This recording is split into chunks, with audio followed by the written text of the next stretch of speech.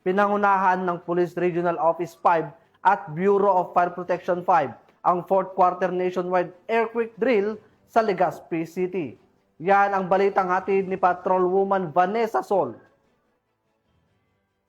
Naging agala ang buong Camp Simeon Ola, Legazpi City habang sabay-sabay na tumalima ang mga personnel ng Police Regional Office 5 at iba't ibang tanggapan sa loob ng kampo para sa pagsasagawa ng earthquake drill.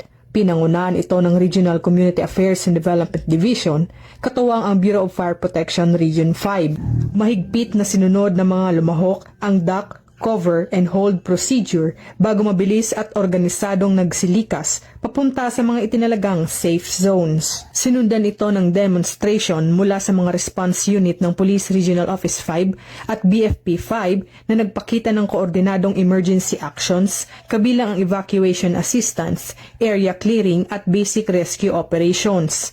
Ayon sa Police Regional Office 5, ang quarterly drill na ito ay bahagi ng patuloy na kampanya ng pamahalaan para palakasin ang earthquake preparedness, mas mapabuti ang interagency coordination at madagdagan ang kaalaman ng publiko sa tamang paghanda, bago, habang at matapos ang lindol.